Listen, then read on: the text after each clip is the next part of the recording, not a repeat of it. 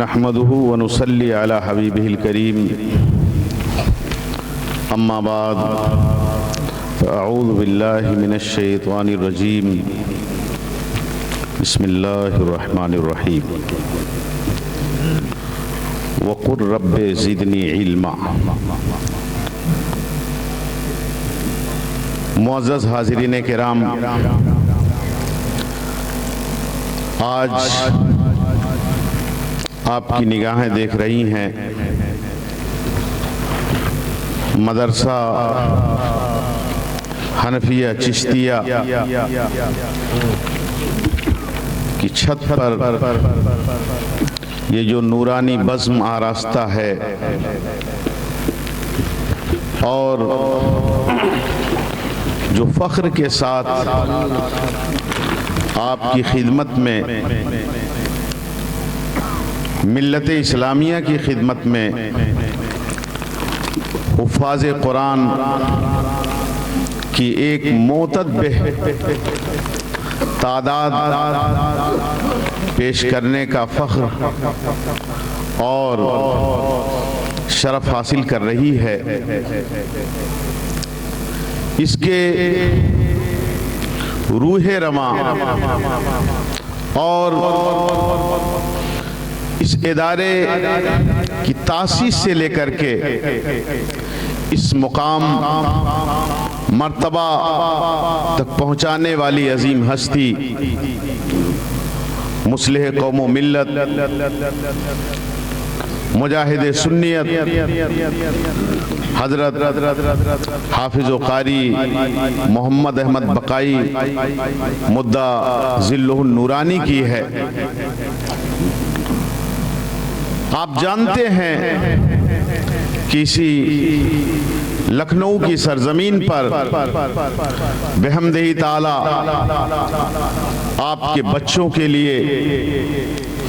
ملت اسلامیہ کے نونہالوں کی دینی تعلیم کے لیے تقریباً 50 سالوں سے سرگرم عمل ہیں، اور الحمدللہ ان کی مخلصانہ کوششوں کی بنیاد پر نہ جانے کتنے حفاظ کرام پیدا ہوئے۔ معزز حاضرین کرام، نونہالوں کی تربیت اور ایک انسان کو صحیح معنوں میں انسان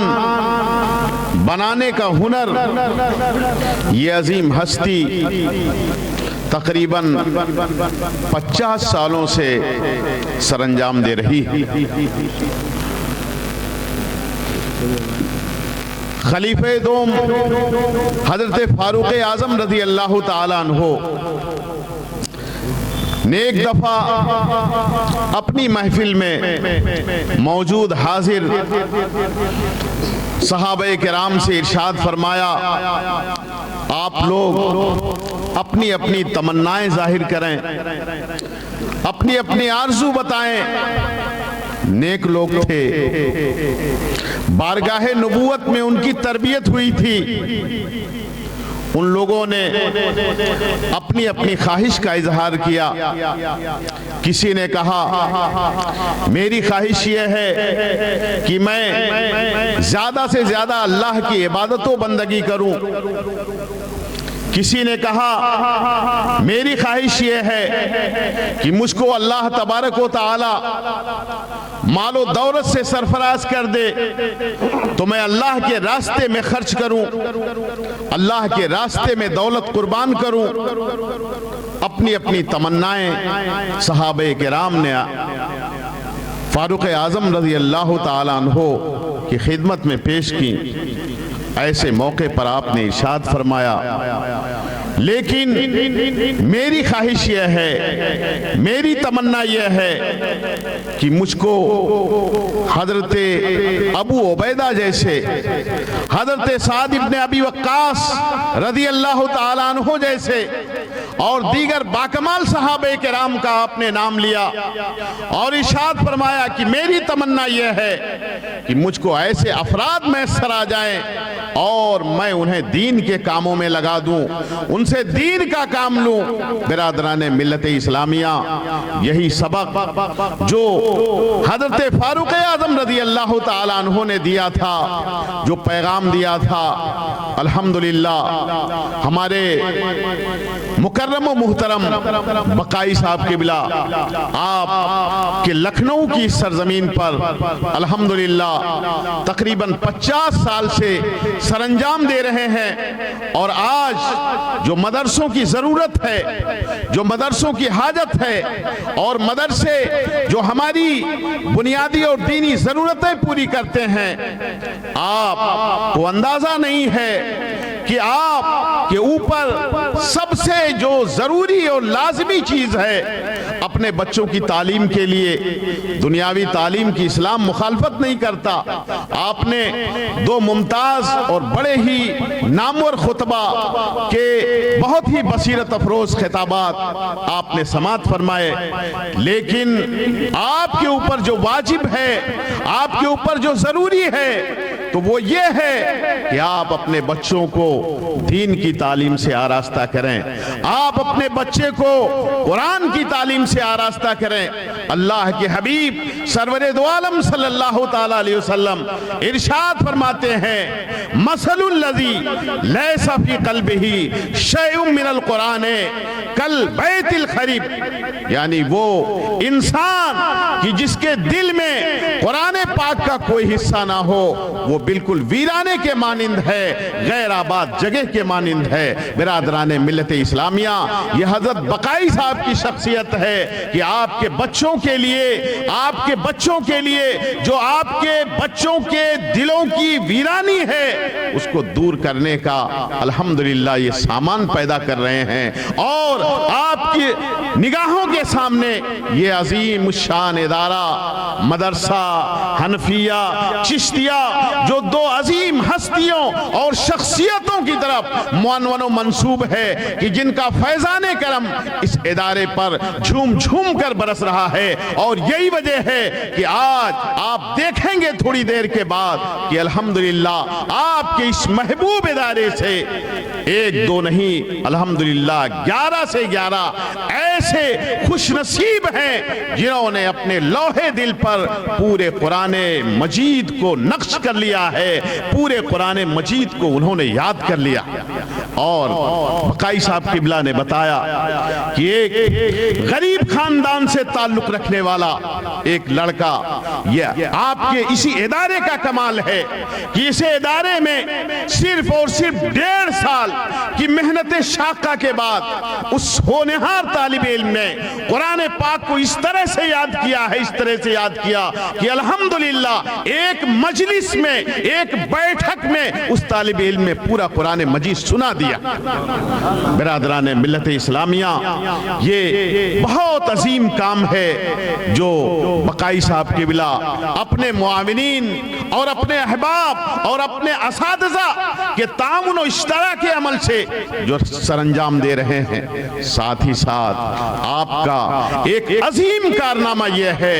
کہ صرف اور صرف آپ کے بچوں کی تعلیم کی وہ فکر نہیں کر رہے ہیں، بلکہ یہ بھی ضروری محسوس کر رہے ہیں کہ جس طریقے پر ملت اسلامیہ کے نونہال دینی تعلیم سے آراستہ و پیراستہ ہوں، قرآن مقدس کا علم حاصل کریں، اسی طریقے پر یہ فکر بھی ان کو دامنگیر ہے اور اس کے لیے انتظام کر رہے ہیں، کوششیں جاری ہیں اور باقاعدہ تعلیم بھی جاری ہے۔ الحمدللہ آپ کی بچیوں کی دینی تعلیم کے لیے، مذہبی اسلامی تعلیم کے لیے یہ عظیم ہستی کارنامہ سر انجام دے رہی ہے، اور الحمدللہ بچیوں کی تعلیم کے لیے بھی انہوں نے ایک شاندار ادارہ قائم کیا ہے جس میں قرآن پاک کی تعلیم ہوتی ہے، جس میں دینیات کی تعلیم ہوتی ہے، جس میں مذہبی علوم کی تعلیم ہوتی ہے، ساتھ ہی ساتھ ضروری دنیاوی علوم سے بھی ہماری بچیوں کو آراستہ و پیراستہ کیا جاتا ہے۔ برادران ملت اسلامیہ، لیکن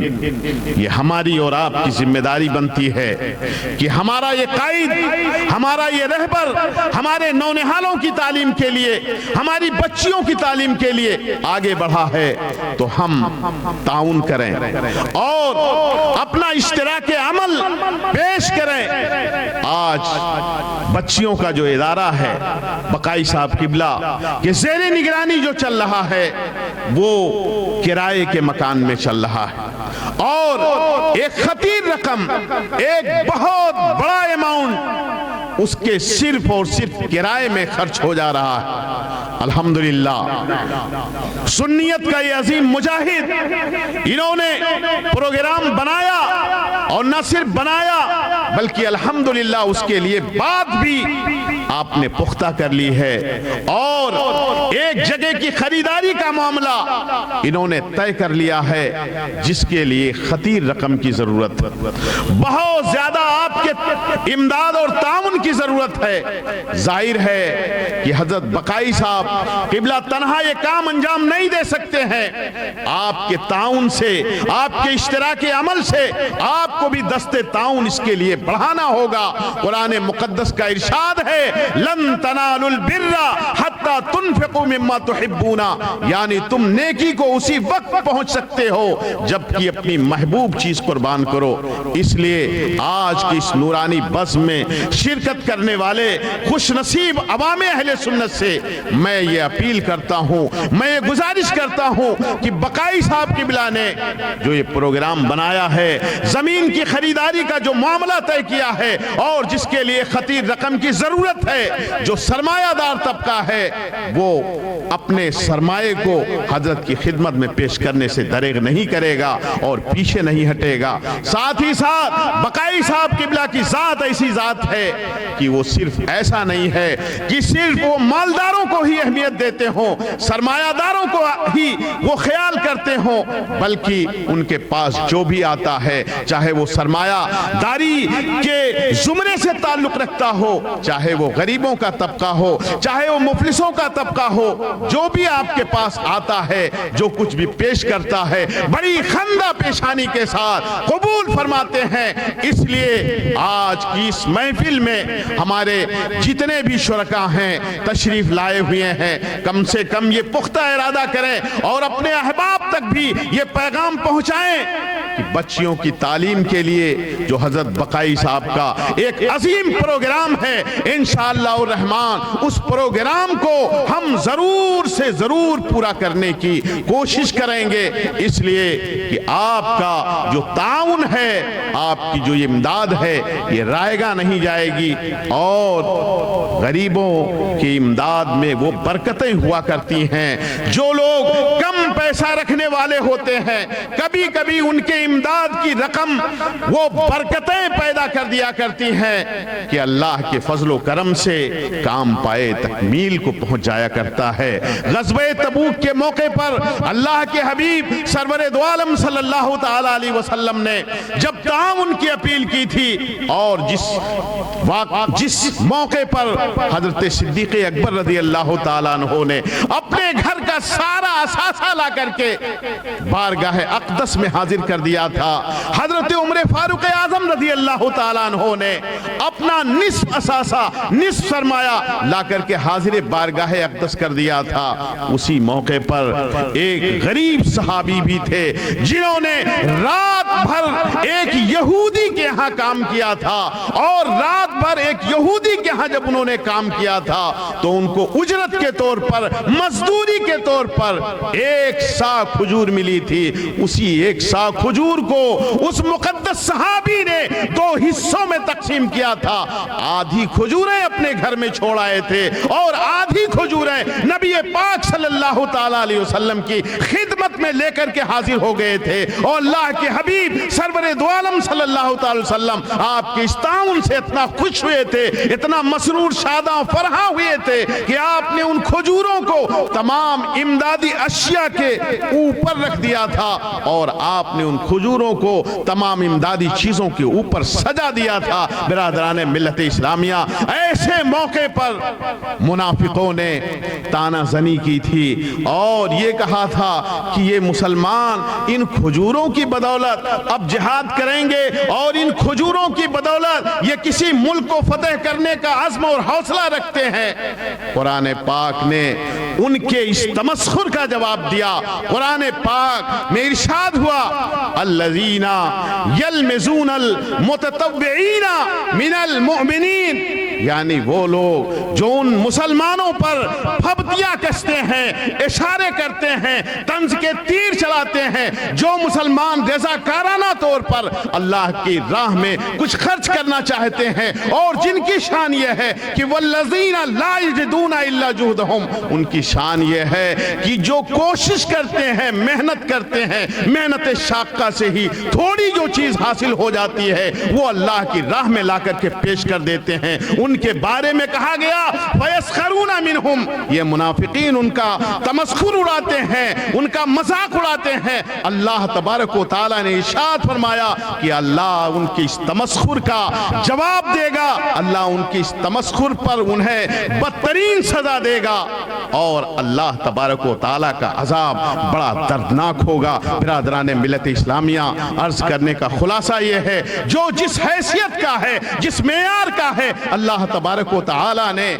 جو حیثیت عطا کی ہے اس حیثیت کے اعتبار سے آپ بقائی صاحب کا تعاون کیجئے، اور ان کے کندھے سے کندھا ملا کر، شانے سے شانہ ملا کر کے انہوں نے آپ کے بچوں کے لیے، آپ کی بچیوں کے لیے جو ایک عظیم پروگرام بنایا ہے، جو ایک عظیم منصوبہ بنایا ہے، اس کو آپ زمین پر اتارنے کے لیے کوشش کریں۔ اللہ تبارک و تعالی ہم سب کو توفیق خیر سے نوازے، اور بقائی صاحب کا جو یہ ایک پلان ہے، ایک منصوبہ ہے، اللہ تبارک و تعالی اسے شرمندہ تعبیر فرمائے، اور اس مجاہد سنیت کی عمر میں اور ان کی توانائی میں، صحت میں اور ان کے عزم حوصلے میں اللہ تبارک و تعالی بے شمار برکتیں عطا فرمائے۔ وآخر دعوانا ان الحمدللہ رب العالمین۔ السلام۔